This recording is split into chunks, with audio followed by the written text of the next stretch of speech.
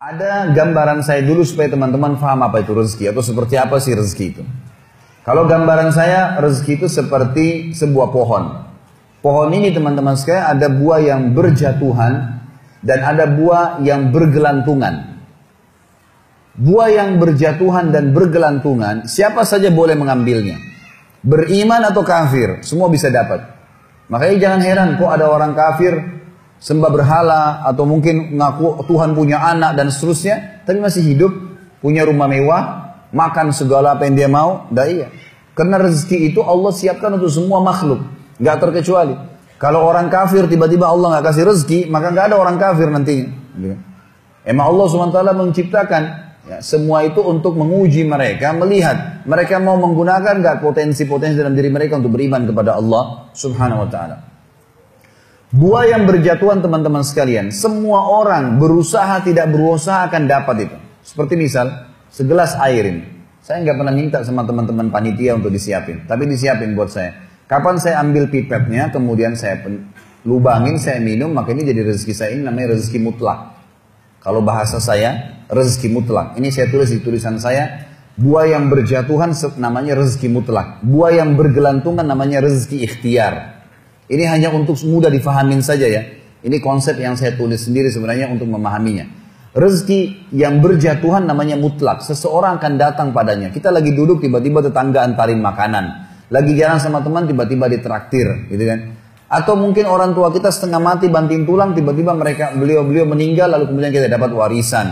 Namanya mutlak. Kalau ini teman-teman sekalian kita mau nggak mau akan datang kepada kita. Dan ini masuk dalam makna hadis Nabi SAW yang berbunyi, tidak ada jiwa meninggal dunia kecuali akan dilengkapkan seluruh rezekinya.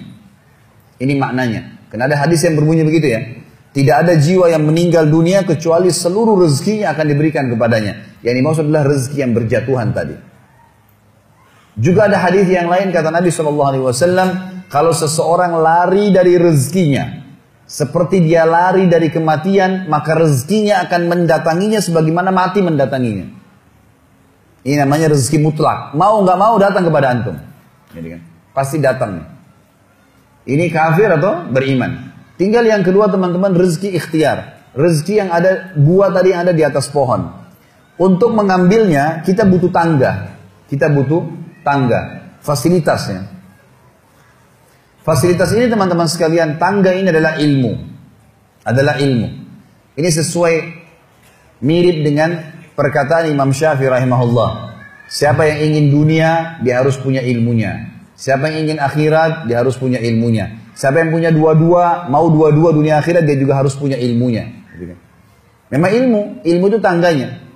Jadi siapapun yang punya ilmunya, dia pelajari bisnis tertentu misalnya. Dia pelajari misalnya masalah properti, masalah kuliner, masalah ini, masalah itu. Dipelajari sama dia. Kemudian dia punya ilmunya, maka dia punya tangga. Dia akan naik ke atas. Dan pada saat dia naik ke atas pohon, dia bisa petik buah sebanyak mungkin, semau dia.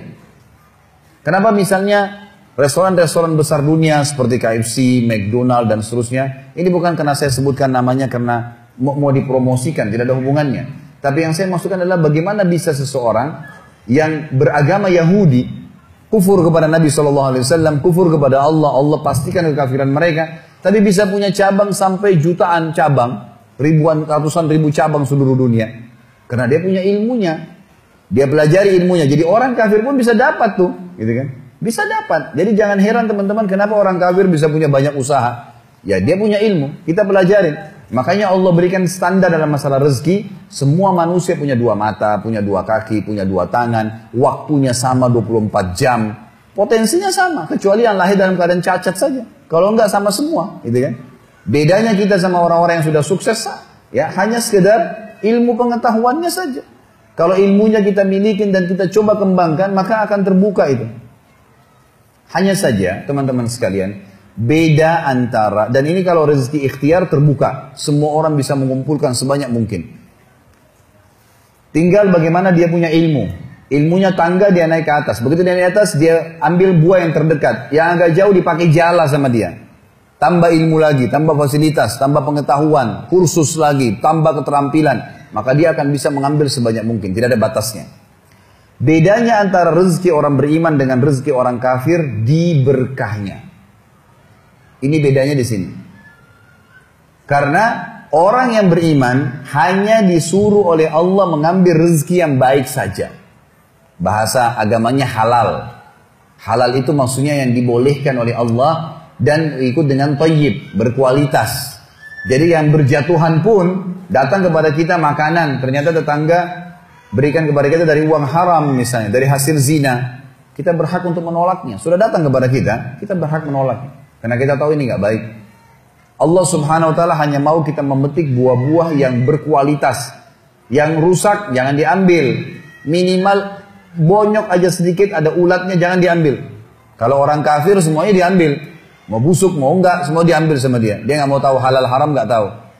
Ini contoh rasional memahami rezeki.